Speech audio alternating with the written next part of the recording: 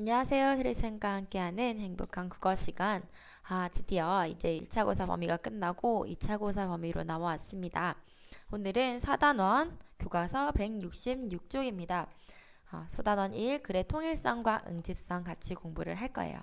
지금 사진에 있는 이 맛있는 음식은 터키의 음식인 캡테라는 케밥 중에 한 종류예요. 여러분 나중에 터키 놀러 가시면 꼭 한번 먹어보세요.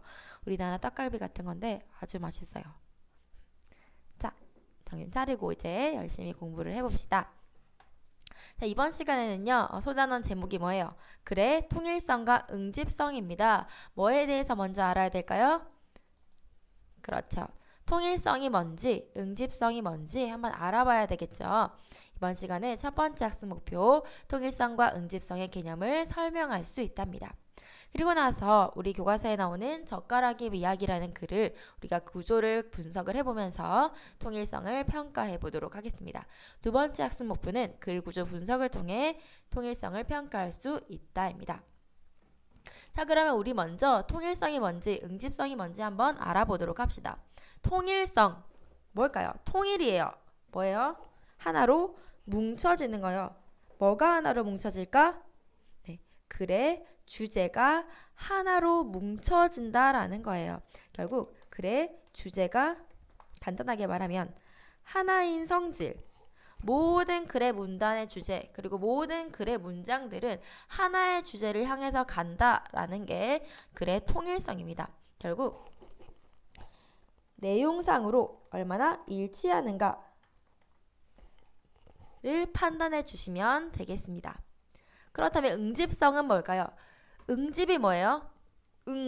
뭔가 응집 붙어 있는 거예요. 집합되어 있는 거예요. 각각의 글이 모여 있어요. 꼭 붙어 있어요. 자, 문장 간의 연결 관계가 긴밀하게 연결되어 있는가를 확인하면 되겠습니다. 문단 간의 연결 관계의 긴밀성을 따져주는 것이 바로 응집성이 되겠습니다. 그래서 이런 응집성의 경우에는 형태상으로 얼마나 일치하는가, 연결되어 있는가를 따져주면 됩니다. 그러니까 앞뒤의 문장이 잘 연결되어 있는가를 물어보는 거예요. 결국에 응집성의 경우에는 접속어가 적절하게 사용되었는가, 지시어가 적절하게 사용되었는가를 따져주시면 되겠습니다. 다시 한번 확인해 봅시다. 통일성의 경우에는 뭐를 따진다? 글의 주제가 하나다. 그래서 내용상 일치하는가 따져주면 됩니다. 자, 두 번째로 응집성의 경우에는 뭐를 본다?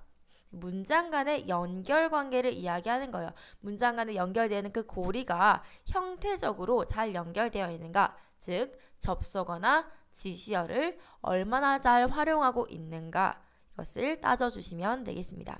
자, 이번 시간에는 우리가 먼저 통일성의 개념 확인을 해보면서요, 젓가락의 미학 같이 살펴보도록 할게요. 젓가락의 미학 글을 우리가 같이 읽어보면서 각 문단별로 먼저 우리가 주제를 찾아볼 거예요. 왜 그래야 돼요? 각 문단별로 찾은 주제들을 글 전체의 주제와 비교해서 그것이 일치하는가를 따져봐야 글의 통일성을 판단할 수 있기 때문입니다. 자, 그러면 우리 한 단락 읽어가면서 각 문단별 주제 찾아보도록 하겠습니다. 자, 봅시다. 첫 번째 문단입니다. 해외에서 거주하는 한국인들이 경험하는 것 중 하나가 외국인들에게 젓가락 사용법을 가르치는 일이다. 그런데 외국인이 잘 배울까요? 못 배울까요? 못 배우겠죠. 그러니까 그럴 때면 괜히 우쭐해지기도 한다. 서양인들이 젓가락 제대로 사용 경지에 이르려면 엄청난 노력이 필요하다. 결국에 첫 번째 문단에서는 어떤 이야기를 해주고 있습니까? 네, 해외에서 외국인들에게 젓가락 사용법을 가르쳤던 경험에 대한 이야기를 해주고 있네요. 자, 우리 첫 번째 문단 내용 정리해볼까요? 외국인에게 젓가락 사용법, 젓가락질이라고 합시다. 젓가락질을 가르쳤던 경험에 대한 이야기를 하고 있습니다. 가르쳐 보니까 잘 하더라, 못하더라? 못하더라. 왜 못할까? 두 번째 문단 넘어가 봅니다. 인류학자들은 손이 인류 진화의 필수 불가결한 조건이었다고 한다. 손을 사용하면서부터 도구의 사용으로부터 인간의 진화가 시작이 됐겠죠. 그죠? 자, 손이 인류 진화의 필수 불가결한 조건이었다. 뭐 손을 못 사용한다. 자, 그런데 흔히 간과하는 것이 있다. 뭐예요? 자, 손을 우리가 잘 쓴다고 해서 손을 잘 쓴다는 게 손바닥의 사용을 이야기하는 게 아니겠지. 그치? 도구를 활용하려면 뭐를 활용할 수 있어야 돼요? 손가락을 활용을 할 수 있어야 됩니다. 바로 손가락에 대한 관찰과 인식이다. 우리가 뭐를 해야 된다? 손가락에 대한 관찰과 인식이 필요하다라는 이야기를 해주고 있습니다. 두 번째 문단 주제 이렇게 정리를 해볼 수가 있겠네요. 두 번째 문단. 손가락에 대한 관찰과 우리가 관찰하고 그리고 인식할 필요가 있다. 손가락에 대한 관찰과 인식의 필요성, 중요성에 대한 이야기를 해주고 있습니다. 세 번째 문단 넘어갑니다. 손의 기능은 사실상 손가락의 기능이다. 그렇지. 손가락 기능이죠. 여기에 손목의 기능이 합세한 것이다. 이것을 무엇보다 잘 보여주는 것이 중요한 문장 나오는 것 같아. 이것을 무엇보다 잘 보여주는 것이 바로 뭐다? 젓가락의 사용이다. 이 앞에 얘기했던 손가락의 기능을 잘 보여주는 게 바로 젓가락의 사용이래요. 그 부연 설명하고 있네. 젓가락 두 개를 단단히 부여잡고도 작동하기 위해서는 다섯 손가락 모두 동원해야 된다. 경탄할 정도다. 일상에서 우리가 지나치게 쉬울 정도다. 자, 결국 세 번째 문단의 주제는 뭐예요? 손가락 기능을 잘 보여주는 것이 젓가락의 사용이다. 젓가락 사용이다. 자, 결국에 세 번째 문항에서는 손가락의 기능과 젓가락 사용의 관계에 대한 이야기를 해주고 있습니다. 관계가 어떻다? 밀접하게 연관되어 있다라는 얘기입니다. 자, 네 번째 문단 넘어가 줍니다. 자, 그리고 연결해 줍니다. 그리고 동양의 여러 사람들이 젓가락을 사용하지만 사용법이 모두 같은 것은 아니래요. 이 젓가락 사용의 방법이 전부 다 다르다.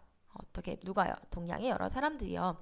유럽에 있을 때 중국인, 일본인과도 기사 해봤는데 그들의 젓가락 문화는 우리와 매우 다르다. 우리와 다르다는 얘기를 해주고 있습니다. 자, 그러면서 누구의 경우에 얘기를 해주고 있어요? 우리의 경우, 우리나라의 경우에는 식탁과 밥그릇과 사람 입 사이에서 젓가락만 이동한다. 그런데 젓가락의 이동으로 그래서 젓가락의 이동으로 식탁에 있는 여러 가지 반찬과 밥그릇 입 사이를 네트워크한다. 자, 우리 그렇게 젓가락질하지, 그지? 밥그릇 드는 거 우리 예의 없다고 하죠. 접시 드는 거 예의 없다고 해요. 접시 위에 올려져 있는 음식을 그냥 우리가 젓가락으로 집어서 입까지 그대로 가져옵니다. 멀리 있는 음식을 그대로 가져올 수 있는 거야. 자, 정리해볼까요? 네 번째 문단. 동양의 여러 나라들이 젓가락질을 하는데 그 젓가락 사용법이 어떻다? 전부 다 다르다. 동양의 젓가락 문화가 모두 다르다. 그러면서 특히 누구의 이야기 해주고 있어요? 우리의 경우. 우리나라의 경우에 대해서 설명을 해주고 있습니다. 자, 우리나라의 경우에는 이렇게 식탁과 입 사이를 젓가락이 직접 네트워크 해주는 반면 다른 나라는 어떨까? 반면 나온다, 그지? 서로 비교 대조하고 있습니다. 자, 반면 중국인과 일본인의 경우에는 반찬을 집어 먹을 때 우리처럼 젓가락으로 집어와서 입으로 가져가지 않는데요. 그럼 어떻게 먹어요? 밥그릇을 반찬 있는 곳까지 가져간 다음 그곳에서 반찬을 그릇에 담는다. 일본인들 젓가락질 생각하면 돼요. 어떻게? 밥그릇 그대로 들고 가서 어떻게 반찬을 옮겨 담고 그대로 또 밥그릇을 입까지 가져와서 홉 먹어요. 밥그릇을 입까지 가져다 먹는다. 밥그릇이 움직이는 거다. 우리나라는 젓가락이 움직이는데 젓가락이 그대로 네트워크 하는데 다른 나라는 어떻다? 밥그릇이 움직인다. 이것은 바로 젓가락 속의 섬세함과 정교함의 차이 때문이다. 우리는 젓가락이 집지 못하는 건 없다. 자, 결국 어떤 얘기하고 있는 거예요? 중국과 일본은 어때? 우리나라랑 젓가락 문화가 다르다는 얘기 해주고 있습니다. 중국, 일본과 우리나라의 젓가락 문화의 차이점. 차이가 있다. 차이가 있다는 건 결국 어떤 얘기야? 뭐가 더 좋다? 우리나라가 훨씬 정교하다라는 이야기하고 있습니다. 그죠? 우리가 훨씬 더 정교해. 우리가 더 정교해, 우리가 더 세밀해 이런 것들을 주장하기 위해서 중국, 일본과 비교를 해준 겁니다. 자, 계속 넘어가 볼게요. 6번째 문단입니다. 무엇보다도 우리 젓가락 문화에 특별히 마음에 두고 널리 알리고 싶은 게 바로 젓가락의 미학이래. 젓가락의 미학. 따옴표가 돼 있으니까 뭔가 중요한 것 같아. 젓가락이 어떤 미학, 어떤 아름다움의 철학을 가지고 있는가 봅시다. 시작을 한번 보자. 모든 것이 동글동글해야 되고 그리고 다 동글해. 자, 수저도 자루가 있는 부분 빼고 다 동글해. 그런데 유일하게 일직선인 것이 바로 젓가락이다. 동그라미 세상에 직선으로 개입하는 젓가락. 그것은 단순히 파격애미 그 이상이다. 자, 전부 다 동그란데 젓가락만이 직선으로 개입하고 있다. 그래서 그게 파격의 미를 구축하고 있대요. 와우. 국뽕도 이런 국뽕이 없죠. 아, 우리나라 최고다 얘기하고 있는 거야. 자, 6번째 문단. 어떤 얘기하는 거예요? 파격의 미를 주는 좀 오그라들어요. 우리 젓가락의 미학, 젓가락의 미학을 이야기하고 있습니다. 처음보다 더 동그란데 젓가락만이 직선에 파격을 준대요. 그래서 너무 아름답대요. 자, 7번째 논단 넘어갑니다. 그래서 이 사람이 이런 상상을 해본대요. 어떤 상상? 어떤 사람이 우리 전통 상차림을 식사를 하는 동안 그 위에 조감도로 촬영을 하는데 사람의 모습을 지우고 젓가락을 움직이는 것만 보여주면 동그라미의 세계와 직선의 파격이 어떻게 어우러져 나타날 것인가 하는 상상해보면 그 영상미 구현이 환상적일 거라고 얘기하고 있어요. 결국 동그라미 세계와 직선이 파격이 주는 영상미의 아름다움에 대한 얘기를 하고 있습니다. 와, 오그라듭니다. 자, 7번째 문단. 쓰려고 하니까 손가락이 안 쳐져. 동그라미의 세계와 직선의 파격이 주는 영상미. 자, 이 영상미 제가 한번 구현해 보겠습니다. 자, 동그라미의 세계에 그릇도 동글동글, 반찬들도 동글동글한데 직선의 파격의 미를 구축하고 있습니다. 아름답습니까? 영상미 쌤이 한번 만들어 봤습니다. 이 동그라미 세계에 직선이 파격인 기준은 영상미. 너무 환상적일 거래요. 7번째 문단입니다. 자, 마지막 문단 넘어갑니다. 요즘 어린이와 10대, 20대 식생활 습관이 바뀌고 있다. 음식 문화도 국제하고 하는데 하지만부터 주목해서 볼게요. 우리 전통 상차림에서만큼은 포크보다 젓가락으로 식사하는 기회를 갖는 것이 좋다. 왜? 손가락 사용의 기능을 키워주기도 하고 그걸 넘어서서 과거로부터 물려받은 우리 고유 문화를 계승할 수도 있고요. 일상생활 속에서 뛰어난 미적 경험도 할 수 있대요. 뭐를 사용하면? 젓가락을 사용하면. 아주 오그라듭니다 진짜. 자, 그럼 가봅니다. 마지막 정리해봅시다. 자, 요거 지우고 한 칸 올려봅시다. 네, 8번째 마지막 문단. 자, 젓가락을 사용하면 뭐가 좋다? 우리 문화를 계승할 수 있고 또 일상에서 뛰어난 미적인 파격의 미적 경험을 할 수 있는 젓가락 사용에 대한 이야기를 해주고 있습니다. 결국 뭐 얘기하는 거예요? 젓가락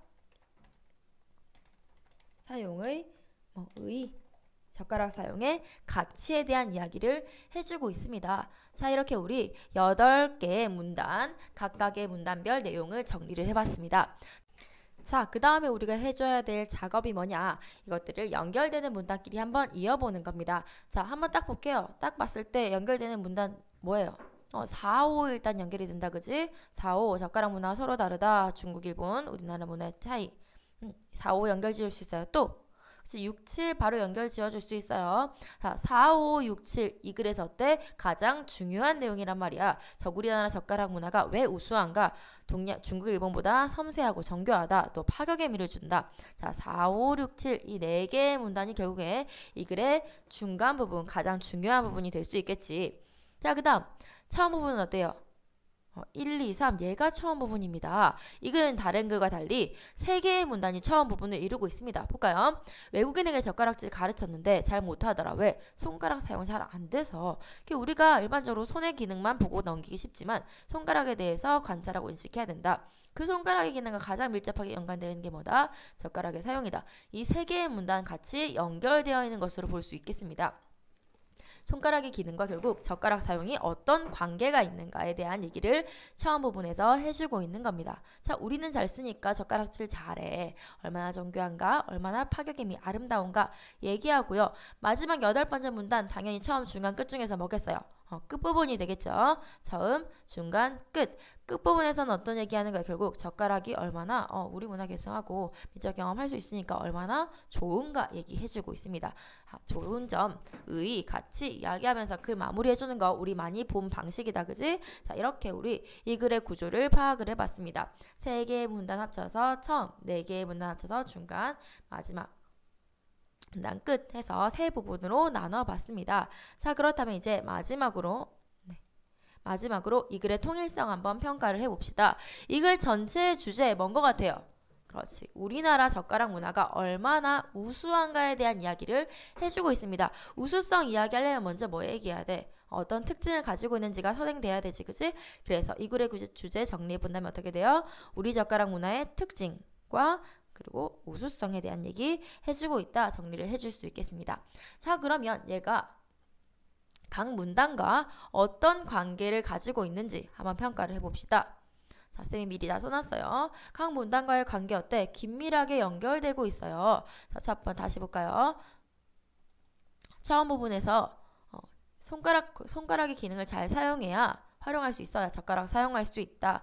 우리나라 젓가락 문화의 특징 이야기하는 거예요. 우리나라 사람들이 더 잘 사용하니까 어떻다. 우리 젓가락 문화 더 우수하다. 얘기하는 거랑 또 연결 지어볼 수 있겠지. 자, 그리고 어때? 4, 5에서 우리나라 문화가 더 정교하다. 그리고 어떤 특징을 가지고 있는가 얘기해주고 있습니다. 젓가락 문화의 특징과 우수성 맞습니다. 자, 그리고 파격의 미를 준다. 얼마나 아름다운가. 우리나라 젓가락 문화의 우수성 역시 이야기해주고 있고요. 앞으로 젓가락 잘 쓰세요. 얘기하는 거니까 이 글의 주제, 이 글 전체의 주제와 밀접한 연관을 가지고 있다. 긴밀하게 연결된다. 따라서 통일성은 어때요? 높다라고 평가를 해줄 수 있겠죠. 네, 오늘 여기까지 우리 통일성이 무엇인지 한번 알아보고 그리고 글 구조 분석을 통해서 통일성까지 평가를 해봤습니다. 자, 오늘도 영상 열심히 봐준 여러분들께 박수를 보내며 키스를 보내며 오늘 하루도 수고해줘서 고맙습니다. 빠이빠이.